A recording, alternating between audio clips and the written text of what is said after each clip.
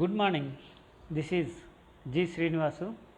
Today I would like to explain how to make up answer script in the SSC examination. In this video, I have explained you an answer script design only. In the next video, I will show you how to write answers with the help of question paper. Question paper of March 2019 was taken for example here. ఈ వీడియోలో జవాబు పత్రం ఆకర్షవంతంగా ఎలా రాయాలో చూపబడుతుంది. రాబో వీడియోలో ఎలా ప్రశ్నపత్రం ద్వారా జవాబులు రాబట్టవచ్చో తెలపబడును. కావున నా నెక్స్ట్ వీడియో కొరకు సబ్స్క్రైబ్ చేయండి మరియు బెల్ ఐకాన్ను క్లిక్ చేయండి. Instructions. This question paper contains 3 sections, section A, B and C, with questions from 1 to 29. ఈ క్వశ్చన్ పేపర్లో 3 సెక్షన్స్ ఉంటాయని 29 క్వశ్చన్స్ ఉంటాయని చెప్తున్నారు. Second point, out of the allotted time of 2 hours 45 minutes, the first 15 minutes of time is allotted exclusively for reading the question paper and 2 hours 30 minutes for answering the questions. దీంట్లో 2 గంటల 45 నిమిషాలు time ఇస్తున్నట్టు, దాంట్లో 15 minutes only ఎక్స్క్లూజివ్గా reading కోసమే ఇస్తున్నట్టు, 2 hours and 30 minutes ఏమో writing కోసం ఇస్తున్నట్టు, ఆన్సర్స్ చేయడం కోసం ఇస్తున్నట్టుగా చెప్పారు. కాబట్టి మనం 15 minutes చదువుకోవడానికి ఉపయోగించుకోవచ్చు, 2 గంటల 30 నిమిషాలు మాత్రం రాసుకోవడానికి ఉపయోగించవచ్చు. Third point, right all the answers in the separate answer booklet given to you. అన్ని ఆన్సర్లు సపరేట్గా మనకి ఇచ్చినటువంటి బుక్లెట్లోనే రాయాలి. Use capital letters while answering the multiple choice questions. Marks will not be awarded in case of over writing. Multiple choice questions రాసేటప్పుడు capital letters మాత్రమే use చేయాలి. Over రైటింగ్కి marks ఇవ్వరు. ఓవర్ రైటింగ్ అంటే ఒక ఏ రాసిన తర్వాత మళ్ళీ దాని మీదనే మళ్ళీ బి అలా రాస్తాం కదా, అట్లా రాయకూడదు. అలా రాస్తే మార్క్స్ ఇవ్వరు. Make use of the last pages of the answer booklet for rough work if necessary while answering the questions under section C. Section C కింద ఇవ్వబడిన డిస్కోర్సెస్ కోసం రఫ్ వర్క్ని యూజ్ చేసుకోవచ్చు. ఈ రఫ్ వర్క్ వరకు లాస్ట్ పేజీని వాడుకోమని చెప్తున్నారు. సెక్షన్ ఏ, reading comprehensive. ఈ పారాగ్రాఫ్ని మొత్తం చదివి అర్థం చేసుకొని కింద ఇవ్వబడినటువంటి క్వశ్చన్లకి ఆన్సర్స్ రాయాల్సి వస్తుంది. 1 నుంచి 7 క్వశ్చన్లు దీంట్లో ఇవ్వబడతాయి. ఈ పారాగ్రాఫ్ ఒకసారి చదువుదాం. Read the following passage given below. My parents were truly proud of me. It was through me that they had earned a greater degree of admiration and respect from the villagers. My father would not like to see me carrying a trunk on my back and would be very hurt if I did so. I conclude that it would be better to let him carry it. Father was used to carrying luggage anyway. He was stronger and more skilled than me in these matters. I had never got used to physical labor, having stayed in hostels right from my childhood. So, in spite of my youth and strength, I was physically useless. I continued walking silently with father. We rested at 2 places on the way and had our tiffin, but we hardly talked. Finally, we reached Dirang. The bus from Tawang had not yet reached Dirang, and so we had some time in hand. We entered a tea shop and sat facing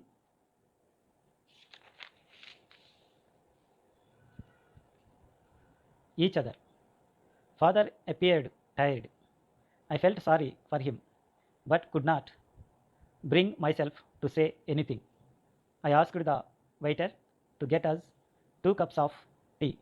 Just as I was going to take my first sip. I heard father's voice. Do you have a pair of old shoes? Why, I asked. The road is uneven and full of pebbles. It hurts while walking. The journey లెసన్లో నుంచి ఈ paragraph ఇవ్వబడింది. కింద కొన్ని సూచనలు ఇచ్చారు ఈ పారాగ్రాఫ్ని ఎలా చేయాలనేది. Now answer the following questions. Each question has 4 choices. Choose the correct answer and write A, B, C or D in your answer booklet. Answer బుక్లెట్లో ఏ కానీ, బి కానీ, సి కానీ, డి కానీ ఉంచమని చెప్పారు. కరెక్ట్ ఆన్సర్ని తీసుకొచ్చి ఆన్సర్ బుక్లెట్లో రాయమని చెప్తున్నారు. ఫస్ట్ వన్ చూద్దాం. Father wanted an old pair of shoes because అని అన్నారు. అంటే father old pair of shoes కావాలని అడిగాడు. ఎందుకు? దీంట్లో కరెక్ట్ ఆన్సర్ ఏదో చూసుకొని అది పెట్టాలి. The road was uneven with pebbles, ఇది రైట్ వన్. అంటే C is the right answer. ఈ సిని మనం ఎలా పెట్టాలో చూద్దాం. ఇక్కడ వైట్ పేపర్ తీసుకున్నాను నేను, దీంట్లో మార్జిన్ కొట్టా. క్వశ్చన్ నెంబర్ ఇక్కడ వేసేద్దాం. సి ఆన్సర్ కాబట్టి సి అని పెడదాం, అంతే, సింపుల్. మార్జిన్ యువతల సి, అవతల 1. ఈ విధంగా ఈ సి పెట్టాలి. దీని ఎదురుంగున్నది రాయని అవసరం లేదు. 1 సి వింటే చాలు. తర్వాత రెండోది చూద్దాం. They went to a tea shop because, వాళ్ళు టీ షాప్కి వెళ్ళారు ఎందుకు అని అడుగుతున్నాడు.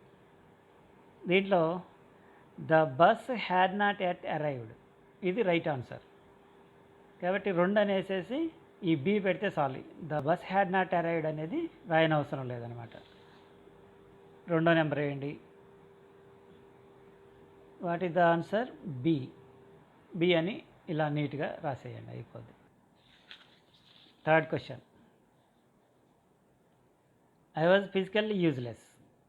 The word useless refers to, ఇక్కడ physically, I was physically useless అన్న దాంట్లో ఈ యూజ్లెస్ అనే దాన్ని దేన్ని చూపిస్తుంది అని చెప్తున్నాడు. యూజ్లెస్ అనే వర్డ్ దేన్ని చూపిస్తుంది? దీంట్లో మనకి చూస్తే ఇన్క్యాపబుల్ రైట్ ఆన్సర్. సో మూడో నెంబర్ వేసేసి డి అని రాస్తే సరిపోతుంది. థర్డ్ నెంబర్ డి, ఇలా డైరెక్ట్ రాసేయటమే. అలాగే 4th bit, according to the passage, అంటే ఈ ప్యాసేజ్ ప్రకారం the result of adverse effect of education could be seen in. ఈ ఇక్కడ ఆయన ఎడ్యుకేషన్ వల్ల అడ్వర్స్ ఎఫెక్ట్ వచ్చిందట, అది ఎవరికి వచ్చింది అనేసి ఇక్కడ అడుగుతున్నారు. చూస్తే ఆన్సర్స్లో ద నెరేటర్ రైట్ ఆన్సర్ అనమాట. నెరేటర్కి మాత్రమే అడ్వర్స్ ఎఫెక్ట్ వచ్చింది, ఓన్లీ చదువుకోవటం వల్ల. So A is the right answer. 4th ఏ. ఈ విధంగా అయిపోయింది. నెక్స్ట్ బిట్స్ అయిపోయినాయి. నెక్స్ట్ క్వశ్చన్స్, ఒక 3 క్వశ్చన్స్ ఇస్తున్నారు. ఇన్స్ట్రక్షన్స్ చూద్దాం ముందు. Answer the following questions in 2 or 3 sentences each. ఈ కింద ఇవ్వబడిన క్వశ్చన్లకి 2 లేక 3 సెంటెన్సెస్లో ఆన్సర్ రాయమని చెప్తున్నారు. దీనికి మార్క్స్ ఇచ్చారు చూడండి. 3 × 2 = 6, అంటే ఒక్కొక్క దానికి 2 మార్కులు. మొత్తం 3 క్వశ్చన్స్ ఉన్నాయి.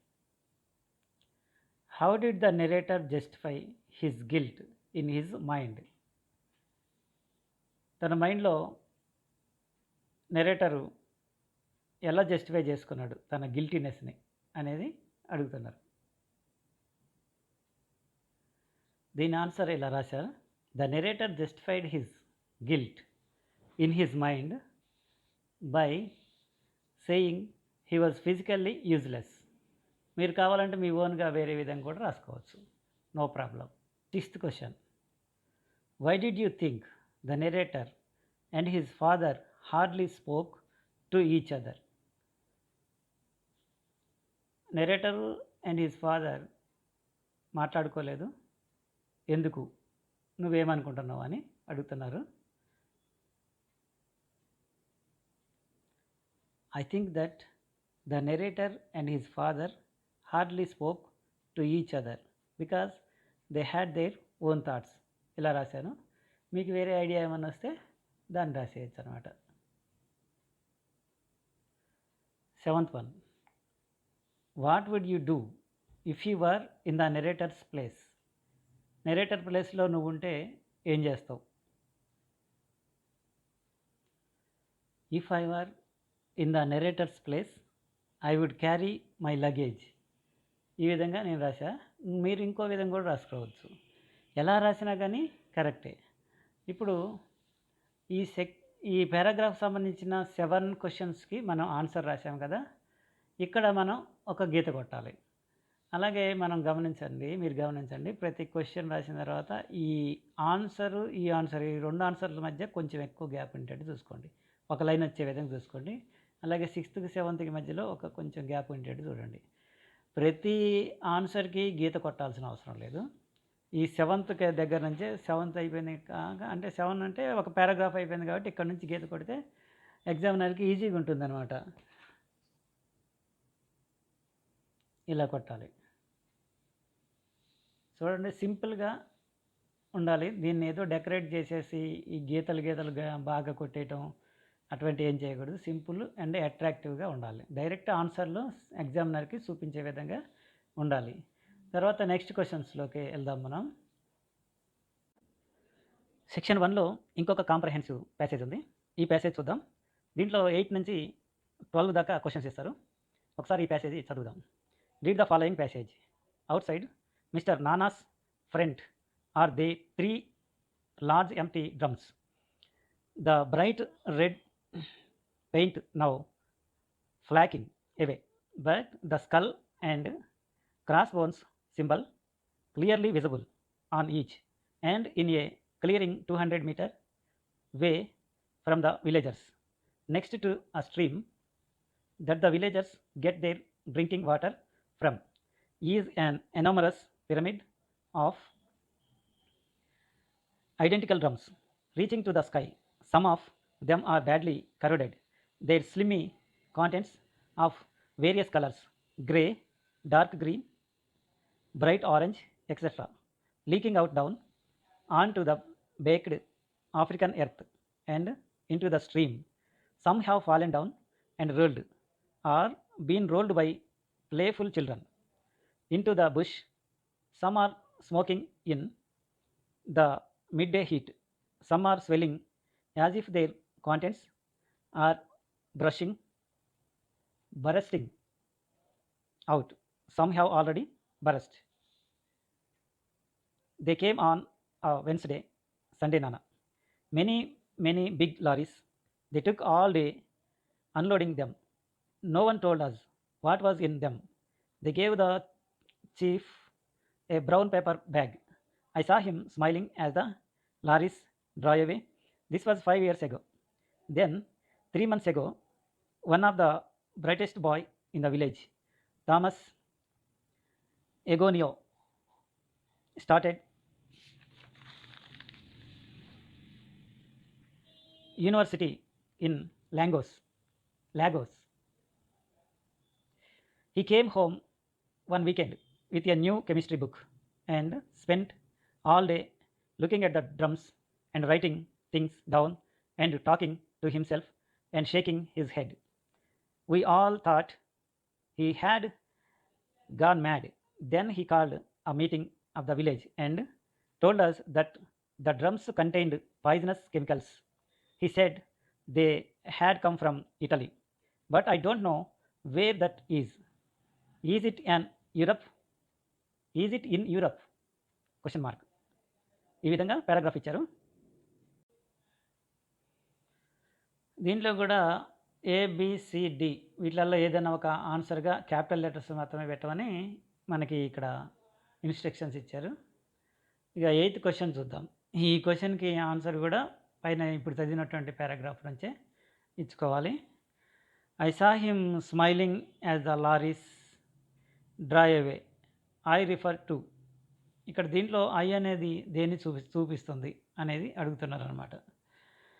దీనికి ఆన్సర్గా మనం మిస్టర్ సండేని పెట్టుకోవచ్చు. బి ఆన్సర్గా పెట్టుకోవాలి కాబట్టి 8 అని నెంబర్ వేసి బి అని రాస్తే చాలు.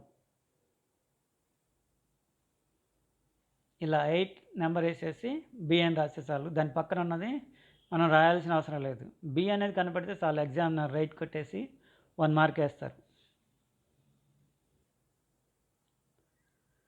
దీంట్లో ఉన్న ప్రతి క్వశ్చన్కి 1 మార్క్ ఉంటుంది. ఇక 9th క్వశ్చన్ చూద్దాం.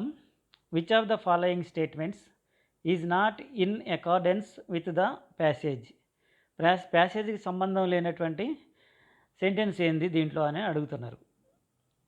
ఈ సి చూడండి, the drums had come from Nigeria. ఇది కరెక్ట్ ఆన్సర్. అంటే పారాగ్రాఫ్కి సంబంధం లేని సెంటెన్స్ ఇది. మీరు ఎంత ఎతికినా ఆ పారాగ్రాఫ్లో ఇది దొరకదు కాబట్టి ఇదే రైట్ ఆన్సర్. 9 వేసేసి సి అని రాస్తే ఆన్సర్ అయిపోతుంది. 9C. 10th one, pyramid of identical drums reaching to the sky. The underlined phrase means. ఈ అండర్లైన్ ప్రైజ్ ఏంటో చూసి దాని మీనింగ్ అడుగుతున్నారు. రీచింగ్ టు ద స్కై అనే దానికి ఇక్కడ ఉన్న ఏది సూట్ అవుతుందో చూడండి. డీలో చూడండి, పైల్డ్ అప్ టు ఆ గ్రేట్ హైట్. ఇది కరెక్ట్ ఆన్సర్. 10 వేసేసి ఏం రాయాలి, డి అని రాస్తే సరిపోతుంది. ఇలా 10D అని రాసేయాలి. 10 అయిపోయినాక 11th 2 క్వశ్చన్స్ ఇస్తున్నాడు. దీంట్లో మల్టిపుల్ చాయిస్ ఉండదు, మనకు డైరెక్ట్గా పారాగ్రాఫ్ ద్వారా ఆన్సర్ చేయాలి. ఇక్కడ చూడండి, now answer the following questions in 1 or 2 sentences each అని అన్నారు. దీనికి ఒక్కొక్క దానికి ఒక్కొక్క మార్కు. ఒక్కొక్క సెంటెన్స్లోనే ఆన్సర్ రాస్తే బెటర్. తర్వాత క్వశ్చన్ నెంబర్ 11 చూడండి, in what way was Thomas Agony's education useful? Thomas Agony యొక్క ఎడ్యుకేషన్ ఏ విధంగా ఉపయోగపడింది ఈ పారాగ్రాఫ్లో అని అడుగుతున్నారు. Thomas Agony's education useful to study the identical drums. Next 11th question, 12th question చూద్దాం. The chief of the village was given a brown cover. Why was it given to him? Explain. ఆ village చీఫ్కి ఒక brown cover ఇవ్వబడిందట. ఎందుకు ఇచ్చారు అది explain చేయమని అడుగుతున్నారు. Answer, the chief of the village was given a brown cover. It was given to him as bribe.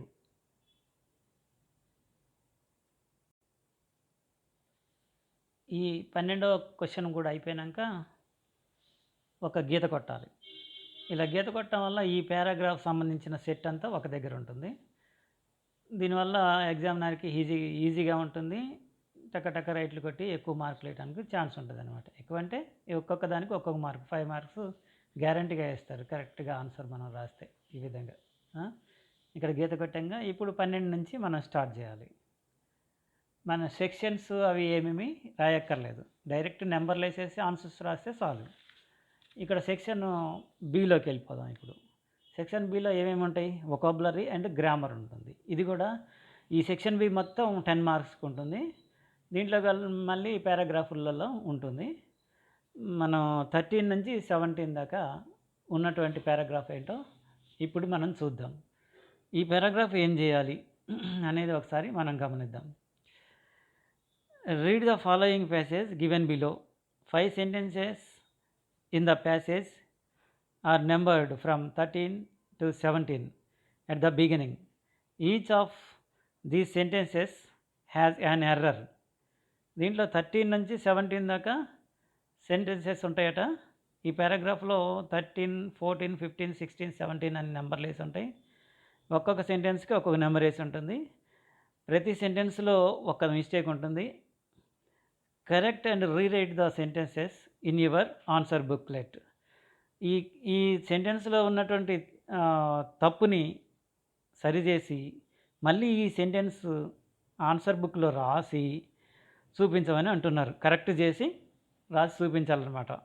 ఈ 5 sentences must be written. These 5 sentences must be written on your answer booklet.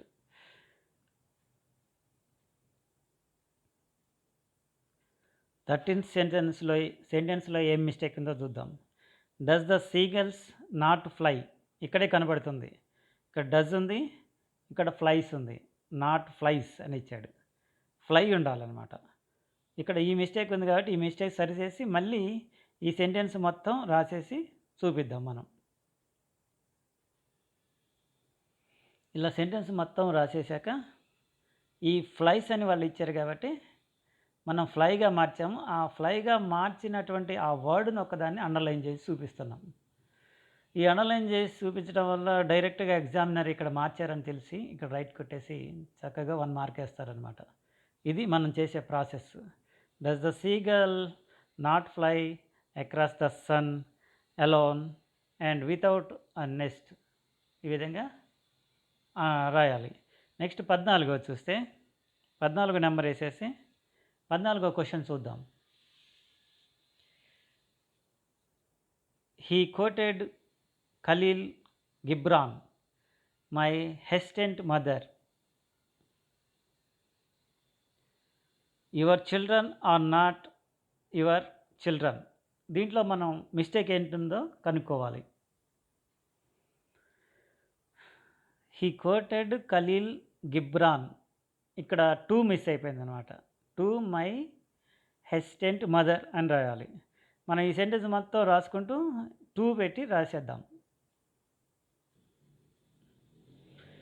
ఇలా 2 పెట్టలే కాబట్టి ఇక్కడ to my హెస్టెంట్ అనేసి హెస్టెంట్ mother అని రాసేసి 2కి underline చేసేస్తే 2 కనపడుతుంది. దాన్ని రైట్ కొట్టే ఛాన్స్ ఉంటుంది అనమాట. ఎక్కువ అవకాశం మనకి అలా వస్తుంది. 15th క్వశ్చన్ చూద్దాం మళ్ళీ. 15th క్వశ్చన్లో they are sons and daughters of lives longing for myself. ఇక్కడ కూడా ఈ లైన్లో ఉన్న మిస్టేక్ ఏంటో మనం చూద్దాం. దే ఆర్ ద సన్స్ అని ఉండాలి, కానీ మొత్తగానే దే ఆర్ సన్స్ అని పెట్టారు, దా పెట్టలేదు.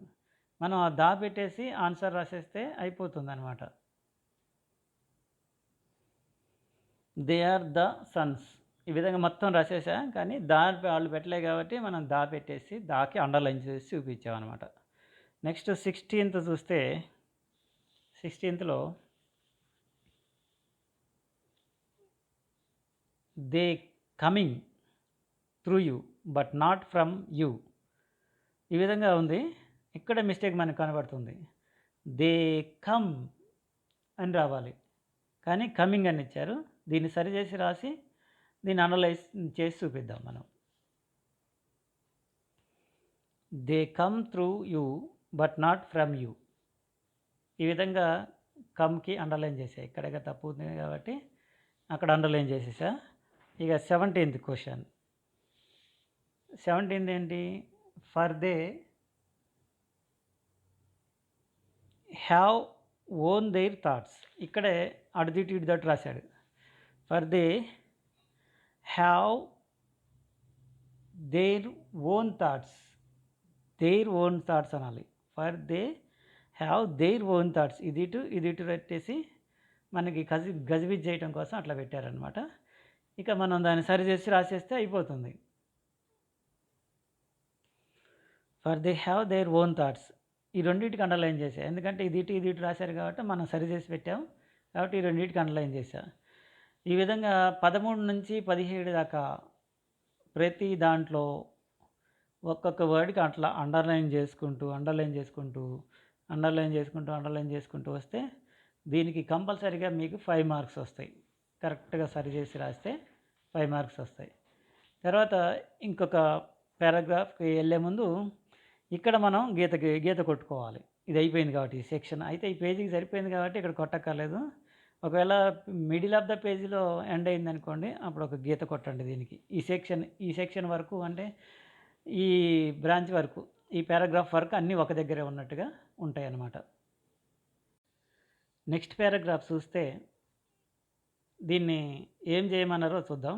18 నుంచి 22 వరకు ఉంటాయి దీంట్లో questions. Complete the passage choosing right words from the given below box.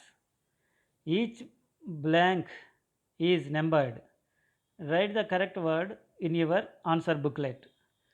దీనికి ఒక్కొక్క బిట్కి హాఫ్ మార్కే ఉంటుంది. 5 బిట్స్ ఉంటాయి, 5 బ్లాంక్స్ ఉంటాయి. ఆ 5 బ్లాంక్స్కి హాఫ్ మార్క్ మాత్రమే ఉంటుంది. ఇక్కడ మనం గమనించాల్సింది చూడండి, ఈ బాక్స్లో కొన్ని వర్డ్స్ ఇచ్చారు చూడండి. Establishment, constructed, communication, founded, friendship, invented, governing. ఈ వర్డ్స్ని ఈ బ్లాంక్స్లో ఎక్కడ సూట్ అవుతుందో అక్కడ పెట్టవలసి వస్తుంది. అంటే దీంట్లో రాయకూడదు. ఆన్సర్ బుక్లెట్లో నెంబర్ వేసేసి ఆ వర్డ్ ఇక్కడ సూట్ అయ్యే వర్డ్ని రాసేయటమే నెంబర్ వేసేసి. అది ఎలానో మనం ఇప్పుడు చూద్దాం. ఇది చదువుతుంటే మనకి తెలిసిపోద్ది ఈ వర్డ్ ఇక్కడ సూట్ అయ్యే వర్డ్ ఏంటో తెలిసిపోతుంది. చూద్దాం. One important fallout of this friendship was the establishment. ఇది రైట్ ఆన్సర్. అంటే 18 నెంబర్ వేసేసి ఎస్టాబ్లిష్మెంట్ రాసేయటమే. దీన్ని చూసి రాసేయటమే, స్పెల్లింగ్ మిస్టేక్ లేకుండా. ఎందుకంటే వర్డ్స్ మొత్తం ఇక్కడే ఉన్నాయి కాబట్టి దీన్ని చూసి ఉన్నదన్నట్టు రాసేయటమే. 18 నెంబర్ వేసేసి ఎస్టాబ్లిష్మెంట్ చూసి రాసేయటమే, అంతే, సింపుల్.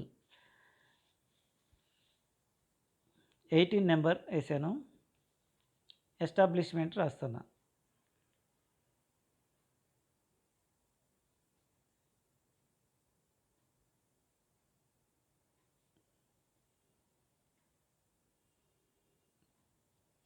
ఈ విధంగా నీట్గా స్పెల్లింగ్ మిస్టేక్ లేకుండా రాసేస్తే అయిపోతుంది.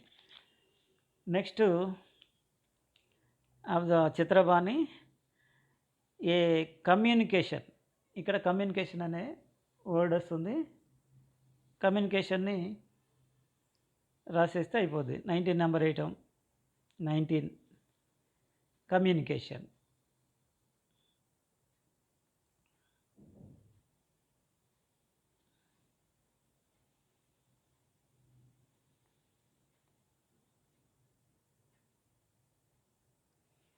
ఈ విధంగా మనం క్వశ్చన్ పేపర్లోనే ఉంటుంది కమ్యూనికేషన్ అనే స్పెల్లింగ్. చక్కగా చూసి రాయటమే, మిస్టేక్ లేకుండా.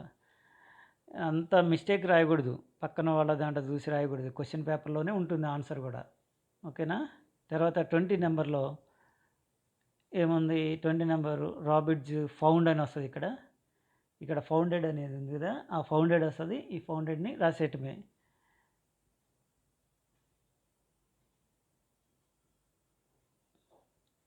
నెక్స్ట్ 21లో ఏముంది, 21లో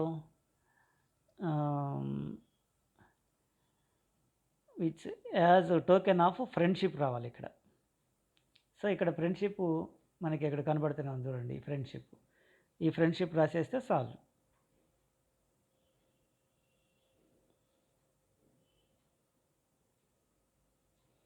ఓకే, 21 ఓవర్. నెక్స్ట్ 22 చూస్తే Ray was in the first governing రావాలి. ఇక్కడ గవర్నింగ్ వర్డ్ ఇక్కడ ఉంది కదా, దాన్ని చూసేసి రాసేయటమే, అంతే.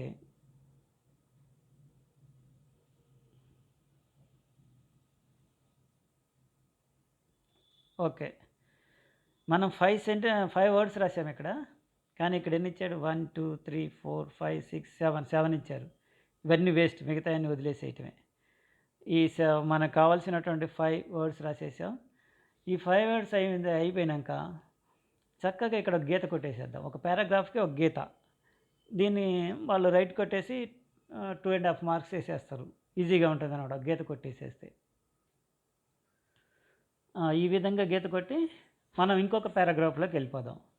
మొత్తం 3 పారాగ్రాఫ్స్ ఉంటాయి వొకాబులరీ అండ్ గ్రామర్కి. ఇంకో పారాగ్రాఫ్ కూడా ఇట్లానే సింపుల్గానే ఉంటుంది ఆన్సర్స్ రాయటం కూడా. ఈ పారాగ్రాఫ్లో 23 నుంచి 27 దాకా క్వశ్చన్స్ ఉంటాయి. అసలు ఇన్స్ట్రక్షన్స్ ఏమి ఇచ్చారో చూద్దాం. Some words in the given passage are underlined. Rewrite them as directed in your answer booklet. అంటే ఈ పారాగ్రాఫ్లో కొన్ని వర్డ్స్కి అండర్లైన్ చేశారు. వాటిని ఏం చేయమనేది డైరెక్షన్స్ ఇస్తారట కింద. ఆ డైరెక్షన్స్ తీసుకొని ఈ వర్డ్స్ని మాత్రమే రాయమని చెప్పారు. ఇక్కడ చూడండి, సమ్ వర్డ్స్ అన్నారు కాబట్టి ఈ వర్డ్స్ మాత్రమే రాయాలి. ఈ సెంటెన్సెస్ అన్నీ రాయకూడదు. అన్ని చోట్ల సెంటెన్సెస్ రాయటం కుదరదు. ఓన్లీ ఎర్రర్స్ అనే పారాగ్రాఫ్లో మాత్రమే సెంటెన్స్ రాయాలి. ఇక్కడ ఓన్లీ వర్డ్సే రాయాలి. చూద్దాం. ఫస్ట్ 23 వర్డ్కి ఏముంది, లాస్ అని ఉంది. ఈ పారాగ్రాఫ్ చదవాలి. చదువుకుంటూ లాస్ అనే దాన్ని ఏం చేయమన్నారు అనేది కింద చూడండి. 23, ఈ 23కి ఎక్కడున్న 23 ఇది చదువుకోవాలి ఏం చేయాలనేది. Rewrite the correct form of the underlined word అని ఇచ్చాడు.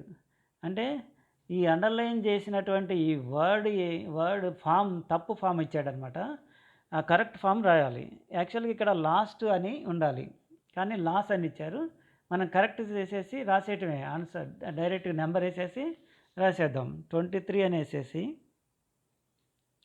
లాస్ట్ అని రాయటమే. LOST లాస్ట్, అంతే. 23 అని లాస్ట్ అని రాసేయటం, అంతే. Answer over. తర్వాత 24కి వెళ్ళిపోవటమే. 24కి వెళ్తే ఇక్కడ ఉన్నటువంటి వర్డ్ ఏంటి, లిటిల్ అని ఉంది. లిటిల్ని ఏం చేయమన్నారు, 24లో చూసుకోవాలి. కింద 24లో చూస్తే give the antonym of the underlined word. Antonym రాయమన్నాడు. ఈ అండర్లైన్ చేసినటువంటి వర్డ్ ఏంటి, లిటిల్. లిటిల్ యొక్క యాంటోనిమ్ అంటే వ్యతిరేక పదం. లిటిల్ యొక్క వ్యతిరేక పదం ఏంటి, లార్జ్ రాయొచ్చు, హ్యూజ్ రాయొచ్చు, బిగ్ రాయొచ్చు, మచ్ రాయొచ్చు, గ్రేట్ రాయొచ్చు. ఇవన్నీ రాసినా ఏం కాదు, ఏదైనా ఒకటి రాసినా ఏం కాదనమాట. మనం లార్జ్ రాద్దాం. నీకు ఏది వీలైతే అది రాసి లార్జ్ రాసుకో, లేకపోతే హ్యూజ్ రాసుకో. 2 రాయి, లేకపోతే నిన్ను ఎవరు ఏమన్నారు. తర్వాత బిగ్ రాసుకో, ఇంకా సింపుల్ వర్డ్.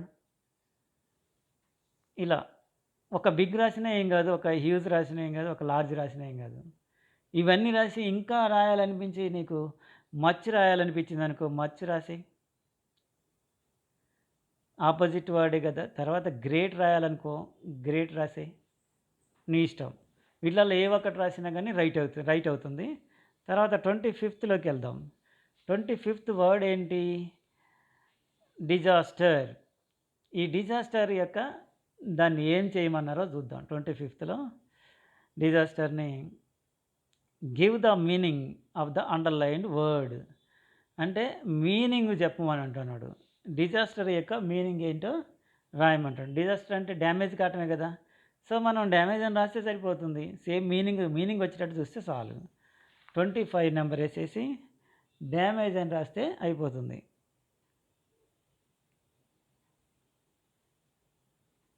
డ్యామేజ్ రాయొచ్చు. ఇంకా కలామిటీ, హామ్ అని, లాస్ అని, మిస్టేక్ అని, డిస్ట్రక్షన్ అని ఇలా రాసుకోవచ్చు. ఒక డ్యామేజ్ రాసినా పర్లే. ఇంకా హామ్ రాయాలనుకో, రాసి HA హామ్ అని రాసి ఇలా నీకు నచ్చిన, నీకు ఇంకా పాడైపోయే వర్డ్స్ వచ్చే విధంగా ఇంకా ఎన్ని వస్తే అని రాసేసాయి. ఎందుకంటే ఒకటే రాసినా నీకు మార్క్ గ్యారంటీగా వేస్తారు. దీనికి హాఫ్ మార్కే ఉంటుంది. 5 క్వశ్చన్స్ ఉంటాయి, 2.5 మార్కులు ఉంటాయి. సరే, ఇక ఎన్నవది, 6వది ఏంటి, బర్న్ట్ అప్ అని. బర్న్ట్ అప్ అని ఇచ్చాడు. బర్న్ట్ అప్ని ఏం చేయాలో చూద్దాం. 26ది burnt up. Give the meaning of the underlined expression. Burnt up అంటే ఏం చేయమన్నాడు, ఇక్కడ మీనింగ్ ఇవ్వమన్నాడు. ఈ ఫ్రేజల్ వెర్బ్ ఇది ఇచ్చాడు. ఫ్రేజల్ వెర్బ్కి మీనింగ్ రాయమని చెప్తున్నారు అనమాట. బర్న్ట్ అప్ అంటే కాలిపోవటం, వ్యానిష్ అయి మాయమైపోవటం, ఇలా కూడా అనుకోవచ్చు. ఎరైజ్ చేసినట్టుగా అనుకోవచ్చు కదా. మనం రాసేద్దాం. 26 నెంబర్ వేసేసి క్లీన్డ్ అని రాసేద్దాం. సింపుల్గా ఉంటుంది. బర్న్ట్ అప్ అంటే కాల్చివేయటమే కదా. క్లీన్డ్ అని రాసేద్దాం. లేకుంటే డిజపియర్డ్ అని రాసుకోవచ్చు, మన ఇష్టం. ఇంకా 2-3 వర్డ్స్ కూడా రాసుకోవచ్చు. వ్యానిష్ రాసుకోవచ్చు. వ్యానిష్డ్ రాసుకోవచ్చు. బర్న్ట్ అప్ అని ఫాస్ట్ టెన్స్లో ఉంది కాబట్టి వ్యానిష్ రాయకుండా వ్యానిష్డ్ అని రాసుకోవాలి. తర్వాత 27ని ఏం చేయమంటో చూద్దాం. 27 వర్డ్ ఏంటి, షీ. యాక్చువల్గా దీంట్లో చూడండి, థామస్ ఎడిషన్ అని ఒక మగ అంటే ఈయన మస్కులిన్ జెండర్, కానీ ఇక్కడ షీ అని ఫెమినియన్ జెండర్ ఇచ్చారనమాట. సో ఇక్కడ జెంట్ అయితే లేడీ యొక్క ప్రొనౌన్ ఇచ్చారు. హీ రాయాలి యాక్చువల్గా, కానీ షీ అని రాశారు. సరే, కింద ఏం చేయమన్నారు చూద్దాం. 27కి ఏం చేయమన్నారు? Replace the underlined word with the suitable one. సరైన వర్డ్ రాయమంటున్నాడు. ఇక్కడ సరైన వర్డ్ ఏంటి? హీ కదా. నెంబర్ 27 వేసేసి హీ అని రాసేస్తే అయిపోతుంది. ఈ విధంగా ఈ పారాగ్రాఫ్ అయిపోయింది. చూడండి, పారాగ్రాఫ్ చాలా పెద్దగా ఉంది ఇక్కడ దాకా. కానీ ఆన్సర్స్ ఎలా ఉన్నాయి? సింపుల్గా 23 నుంచి 27 దాకా సింపుల్గా జస్ట్ 5 లైన్స్ ఉంది. ఇక్కడ ఈ పారాగ్రాఫ్ అయిపోయింది కాబట్టి ఇక్కడికి ఒక గీత కొట్టేసేద్దాం మనం. ఇప్పుడు మనం సెక్షన్ సిలోకి వచ్చేసాం. Creative writing discourse. దీని లోపల డిస్కోర్సెస్ ఉంటవి. Minor discourses, major discourses, 2 discourses ఉంటాయి. మేజర్ డిస్కోర్సెస్ అయితే 10 మార్క్స్, మైనర్ డిస్కోర్స్ అయితే 5 మార్క్స్ ఉంటుందన్నమాట. ఇక్కడ ఈ లాస్ట్ పేజీలో ఉంటుంది. మైనర్ డిస్కోర్స్ 5 మార్క్స్ ఉంటుంది. ఇలా 5 మార్క్స్ ఇక్కడ. సరే, ఈ మేజర్ డిస్కోర్స్లో ఇంకా విషయం ఏంటంటే, మేజర్ డిస్కోర్సెస్ 2 ఇస్తారు. ఇంటర్నల్ చాయిస్ కోసము ఈ డిస్కోర్స్ అని రాయొచ్చు. ఆర్ అని ఇక్కడ ఇచ్చాడు చూడండి. 28 నెంబర్లోనే 2 క్వశ్చన్స్ ఉంటాయి. ఏదైనా ఒకటే రాయాలి, 2 రాయకూడదు. 10 మార్కులే ఇస్తారు. ఇదిగో ఇక్కడ చూడండి, ఆర్ అని ఇంకొక డిస్కోర్స్ ఇచ్చారు. ఇక్కడ ఇలా ఈ డిస్కోర్స్ ఇచ్చారు. ఇట్లా 2 డిస్కోర్సెస్ ఇస్తారు. వీటిలలో ఏదైనా ఒకటి రాస్తే 10 మార్క్స్ వస్తాయి. ఇక్కడ ఈ డిస్కోర్స్ రాసేటప్పుడు మీరు గుర్తుంచుకోండి, ఫస్ట్ ఈ ఒక డిస్కోర్స్, నీకు నచ్చినటువంటి డిస్కోర్స్ ఏదైనా రాసినాక, ఇంకొక మైనర్ డిస్కోర్స్ కూడా రాసినాక, లాస్ట్కి ఇంకా టైం ఉందనుకుంటేనే ఇంకొక డిస్కోర్స్ రాయండి. దీంట్లో ఉన్నటువంటి చాయిస్ ఇచ్చినటువంటి డిస్కోర్స్ ఇంకోటి రాయండి. అంతేగాని అది ఇది 2 రాసి టైం అంతా వేస్ట్ చేసుకుంటే తక్కువ మార్కులు పడే అవకాశం ఉంటుంది. పూర్తిగా రాసి ఇంకా మస్తు టైం ఉంది ఇంకా ఇంటికి వెళ్ళటానికి అని అనుకుంటే అప్పుడు లాస్ట్లో ఫైనల్గా చాయిస్ కూడా రాయండి. అంతేగాని అసలు చాయిస్ రాయకపోయినా ఏం కాదు. ఒకవేళ చాయిస్ రాయడానికి ప్రయత్నం చేసి ఇది అది 2 రాస్తే రెండింటి మీద ఎఫర్ట్ ఎక్కువ పెట్టలేక తక్కువ మార్కులు తెచ్చుకునే అవకాశం ఉంటుంది. కాబట్టి ఒక్క డిస్కోర్సే రాయండి. మేజర్ డిస్కోర్స్ ఒకటి రాయండి, అలాగే మైనర్ డిస్కోర్స్ ఒకటి రాయండి. మేజర్ డిస్కోర్స్ 2 ఉన్నాయనేసి 2 రాయటం వేస్ట్. ఏది ఎక్కువ బాగా వస్తుంది అనుకుంటే అది రాసేయండి. ఇంకా లాస్ట్ అండ్ ఫైనల్గా టైం ఉంటే అప్పుడు ఇంకొక డిస్కోర్స్ కూడా రాయండి. సరే, ఈ డిస్కోర్స్ ఎలా రాస్తామో ఒకసారి చూద్దాం. దీంట్లో టెక్స్ట్ బుక్ నుంచే ఇస్తారు డిస్కోర్సు. యాటిట్యూడ్ ఈజ్ ఆల్టిట్యూడ్ అనే లెసన్ నుంచి ఇక్కడ కాన్వర్జేషన్ రాయమన్నారు. నిక్ డిజేబిలిటీ గురించి వాళ్ళ ఫాదర్ మదర్ సంభాషణ రాయమన్నారు. ఈజ్ పేరెంట్స్ అని అన్నారు కదా, పేరెంట్స్ గురించి సంభాషణ రాయమన్నారు. ఇదంతా మొత్తం చదివి ఆ ఈ డిస్కోర్స్ అంటే కాన్వర్జేషన్ ఎలా రాయాలో చూద్దాం. మరి ఇది మొత్తం చదవండి, చదివి కాన్వర్జేషన్ స్టార్ట్ చేయండి. నేను ఇప్పుడు కాన్వర్జేషన్ రాసి చూపిస్తా. అదే మాదిరిగా మీరు కూడా రాయండి. నీట్గా రాస్తే 10 మార్క్స్ కంపల్సరీగా వస్తాయి.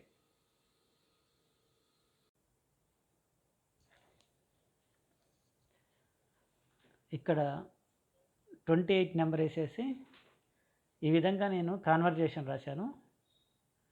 ఈ కాన్వర్జేషన్ నేను ఇంకొక వీడియోలో ఎలా రాయాలో చెప్పాను. ఆ లింక్ని డిస్క్రిప్షన్లో ఇస్తా. ఈ వీడియో అయిపోయిన తర్వాత ఆ వీడియో కూడా చూడండి. కాన్వర్జేషన్ ఎలా రాయాలో తెలుస్తుంది మీకు.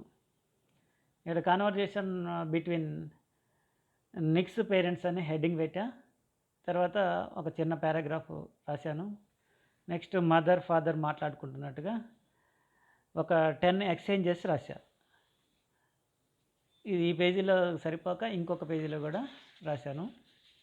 చూడండి, ఇంకొక పేజీ, ఇది ఇంకో పేజీలో కూడా ఇలా ఉంది.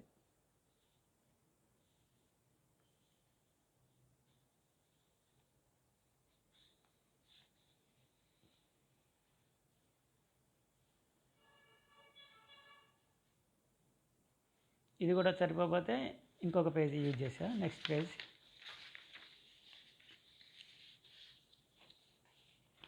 ఇది ఫాదర్.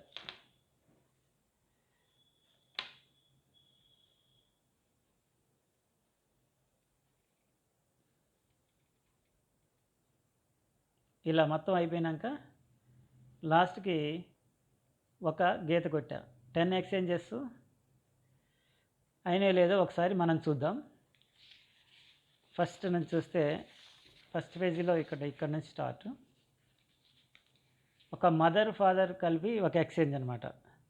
మదర్ గుడ్ మార్నింగ్ చెప్పాడు, ఫాదర్ కూడా గుడ్ మార్నింగ్. ఇది ఒక ఎక్స్చేంజ్ అంటే ఒక ఎక్స్చేంజ్. తర్వాత ఇక్కడ 1 2 2 అయిపోయినాయి. ఇక్కడ 1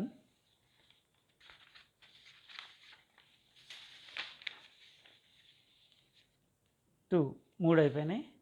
ఈ 2 కలిపి 4, ఈ 2 కలిపి 5, ఈ 2 కలిపి 6, ఈ 2 కలిపి 7, ఇది కలిపి 8. ఇదను ఇంకో పేజీలో ఉంది.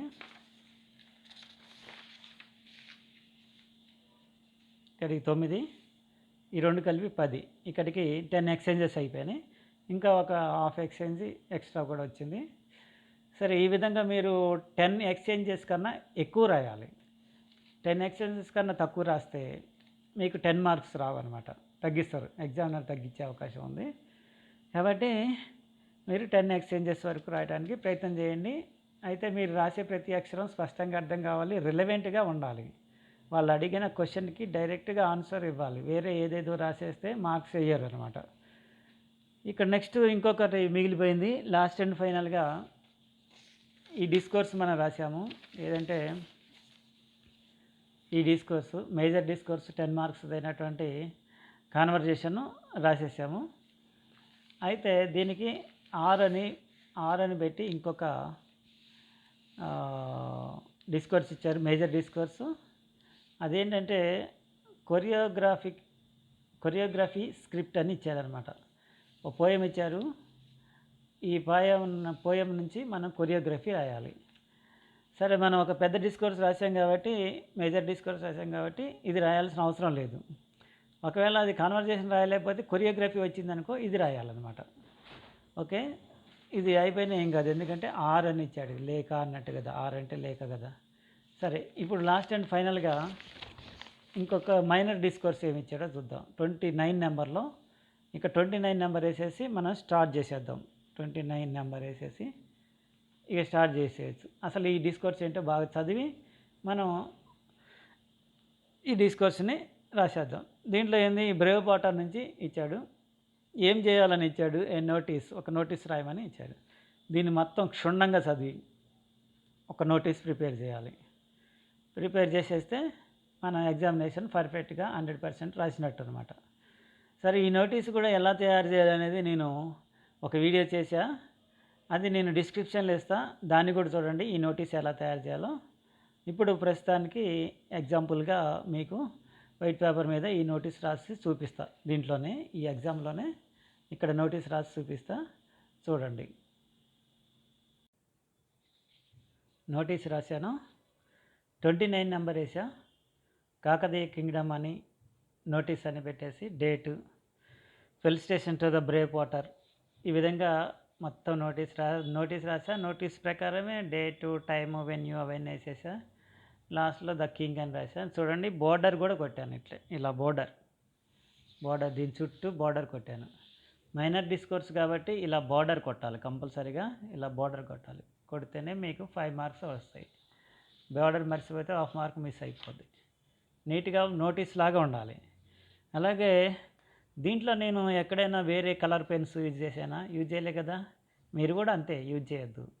వేరే కలర్ పెన్స్, మార్కర్స్ అవి ఇవేమి యూజ్ చేయొద్దు. నీట్గా మీరు రాసే డిజైను, అందం అనేది అక్షరాల్లో చూపించండి. అక్షరాలు అందంగా ఉండేటట్టుగా అరేంజ్ చేయండి. ఈ అక్షరాలు కరెక్ట్గా అర్థమయ్యేటట్టుగా ఎగ్జామినర్కి చూపిస్తే చాలు. మీకు 10/10 వస్తాయి. ఇక్కడ 5/5 వస్తాయి. మేజర్ డిస్కస్లో 10/10 వస్తాయి. అలాగే మీరు టైం ఉంటేనే మేజర్ డిస్కస్ ఇంకొకటి రాయండి. అంతేగాని టైం లేకపోయినా కానీ అది ఇది అని కంగారు పెట్టుకుంటూ స్పీడ్గా 2 మేజర్ డిస్కర్స్ రాసేసేస్తే అది తక్కువ ఇది తక్కువ రాసేస్తే దానికి 3 దీనికి 3 వేసేసి ఒక 3నే తీసుకుంటారు మార్క్స్లో అనమాట.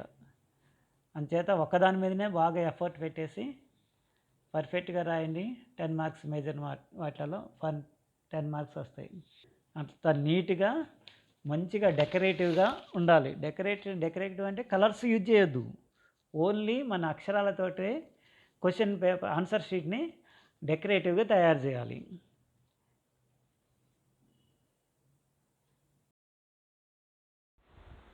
Finally, I am showing you question paper as well as answer script. You can see and understand. If you have any doubt, pause a few minutes and see it. It will help you in your public examination.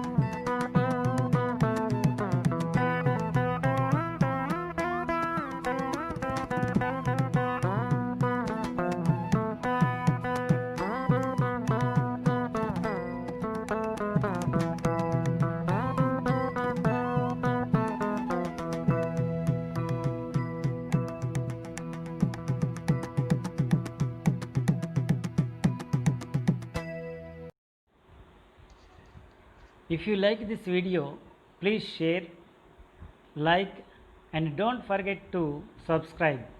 Suppose you want to receive my next video, firstly click on bell icon. Thank you. Have a nice day.